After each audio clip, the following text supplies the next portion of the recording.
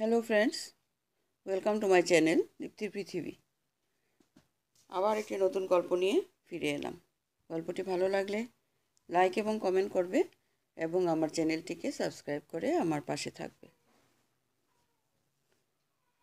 সারাদিন অফিসের কাজে ব্যস্ত থাকার স্বামীর সাথে খুব একটা কথা বলার সুযোগ হয় না তপতির। কিন্তু অফিস শেষে বাড়ি ফেরার সময় তার স্বামী তাকে রোজই একবার কল করবে। এমনই এক মেঘাচ্ছন্ন সন্ধ্যা বেলায় আকাশ আর তার তপতিকে কল করলো। অভিমানে মুখ ভারী করা বউ কল রিসিভ করেই বলল, আমার খোঁজ খবর তো আর আপনার রাখতে হবে না। সারাদিন একা বাড়িতে কি করি না করি তা তো আপনি বুঝবেন না। থাকুন আপনি আপনার অফিস নিয়ে। এ কথাগুলো তপতি তার স্বামী আকাশকে প্রতিদিনই শোনায়। সব অভিমান শুনে ক্লান্ত স্বামী হেসে উত্তর দিল, রাগ করিস না বউ, এই তো এখনই বাড়ি ফিরব। আচ্ছা, আমার জন্য কি নিয়ে আসবেন? সারা শরীরের ঘাম আর এক পকেট ভালোবাসা। খুনসুটির আলাপ শেষে বাড়ির রান্না করার জন্য টুকটাক জিনিসপত্রের নাম বলল। শেষে আকাশকে সাবধানে বাড়ি ফেরার কথা বলে কল কাটল। অনেক মেঘ আকাশে, বৃষ্টি আসবে কিছুক্ষণের মধ্যে। আকাশ খিচুড়ির সাথে অমলেট খুব পছন্দ করে। একথা তপতির মনে পড়তেই রান্নাঘরে ঢুকে সব গুছিয়ে রান্না সেরে টেবিলে সাজিয়ে রাখলো। তারপর নিজে একটু পরিপাটি হয়ে চোখে কাজল আর ঠোঁটে হালকা গোলাপি রঙের লিপস্টিক দিয়ে চুল খোপা করে বারান্দায় বসে অপেক্ষা করে আকাশের বাড়ি ফিরে আসার। কিছু সময় পর বাড়ির সামনে রিক্সা থেকে আকাশকে নামতে দেখে দৌড়ে নিচে চলে গেল। আকাশের হাতের বাজারের ব্যাগটা নিয়ে একসাথে বার্গো আসলো। বৃষ্টিতে আকাশের শরীর খানিকটা ভিজে গেছে। শাড়ির আঁচল দিয়ে কপালের জল মুছতে মুছতে তপতি বলে, ছাতা তো আপনার সাথেই থাকে, তাও ভিজে আসেন কেন? উত্তরে আকাশ বলে, না ভিজলে তো তোমার আঁচলের গন্ধ এখন শরীরে লাগাতে পারতাম না। তপতি লজ্জা পেয়ে সরে যেতে চাইলে হাত চেপে ধরে আকাশ বলে, এখন আমার একটু পাশে বসো, সারাদিন তো বাড়ি থাকি না। এই নিয়ে তোমার অভিযোগের শেষ নেই। এখন যাচ্ছ কোথায়?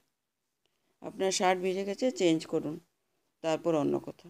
যাই দেখি বাজারের ব্যাগে কী নিয়ে আসলেন, গুছিয়ে রেখে আসি। না, এখন যাবে না। গত 2 দিন তোমার কপালে টিপ দেখিনি। শেষ হয়ে গেলেও আমাকে বলো না কেন?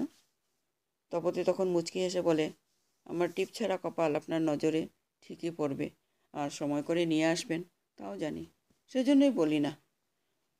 এবার ফ্রেশ হয়ে নিন, আমি টেবিলে খাবার রেডি করি।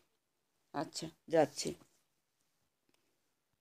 স্নান করে টেবিলে গিয়েই দেখলো আজকে খিচুড়ি আর অমলেট রান্না করে রাখা। আকাশ তখন চেয়ারে বসে থাকা তপতিকে হাতে ধরে উঠে বুকে জড়িয়ে ধরল। এত ভালোবাসে কেন বউ আমাকে? আপনার চেয়ে বেশি তো বাঁচতে পারি না। না রে তপতি, খুব কপাল করে তোর মতো বউ পেয়েছি, সারা জীবন এভাবে বুকে আগলে রাখবো। হয়েছে হয়েছে, চলুন এখন খেয়ে নিই। আসো তপতি, আজকে আমি খাইয়ে দিব তোমাকে। তপতি খুশি হয়ে বলে, আচ্ছা তাহলে তো খুব ভালো হয়। কথা বলতে বলতে দুজন খেয়ে নিল। থালা বাসন পরিষ্কার করার সময়টুকুতে আকাশ একটু ল্যাপটপ নিয়ে বসলো। সব কাজ শেষ করে তপতি রুমে এসে কপালের টিপটা আয়নাতে লাগিয়ে রাখলো। হাতের চুড়ি খুলে রাখতে রাখতে আকাশকে বলে, দেখুন বাইরে অনেক বৃষ্টি হচ্ছে। আকাশ ল্যাপটপ সাইডে রেখে বলল, চলো বারান্দায় যাই। বারান্দা দিয়ে দুজন একসাথে হাত বাড়িয়ে দিল। আকাশ হাতে বৃষ্টির জল নিয়ে তপতির মুখে ছুঁড়ে মারলে তপতির চোখ বন্ধ হয়ে আসে। বাতাসে চুল এলোমেলো হয়ে যায়। মুখের উপরের চুলগুলো ভেজা হাতে সরিয়ে দিয়ে তপতির কোমল কপালে চুমু খেয়ে বুকে জড়িয়ে রাখে। চলো তপতি, রুমে গিয়ে শুয়ে পড়ি, চলুন যাই। বাইরে প্রচণ্ড বাজ পড়ার শব্দে স্বামীর বুকে মুখ লুকিয়ে রাখা বউকে আরো শক্ত করে জড়িয়ে ধরে আকাশ।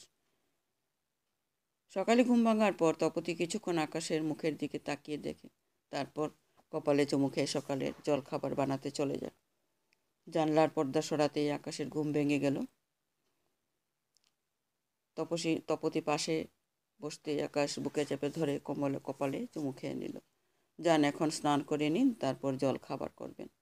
অফিসের সময় হয়ে গেল, সে খেয়াল নেই তো আপনার? জলখাবার শেষ করে এখন আকাশ অফিসের উদ্দেশ্যে রওনা হবে। শার্টের বোতাম লাগিয়ে দেওয়ার সময় তপতি বলে, তাড়াতাড়ি বাড়ি ফিরে আসবেন, সাবধানে রাস্তা পার হবেন। আর দুপুরের খাবার ব্যাগে দেওয়া আছে, সময় মতো খেয়ে নেবেন। বউয়ের গালে হাত দিয়ে আকাশ বেরিয়ে গেল। আবার সেই বারান্দায় গিয়ে তপতি রাস্তার দিকে তাকিয়ে থাকে। দূর থেকে হাতের ইশারায় আকাশের গাড়ি ভিড়ের মাঝে হারিয়ে যায়। তপতি বারান্দায় কিছুক্ষণ চুপ করে দাঁড়িয়ে থেকে ঘরে এসে নিজের কাজ করে আর ভাবতে থাকে আজকে হয়তো বাড়ি ফেরার সময় আকাশ তার জন্য গোলাপ ফুল নিয়ে আসবে। চারপাশে এত পরকীয়া, এত অবিশ্বাস, ডিভোর্স, তবুও এর মাঝে তপতি এবং আকাশদের প্রেমের সংসার প্রেমময় হয়ে যুগের পর যুগ টিকে থাকে। তাদের বেঁচে থাকার প্রার্থনায় দুজন একসাথেই বৃদ্ধ হয়। নমস্কার।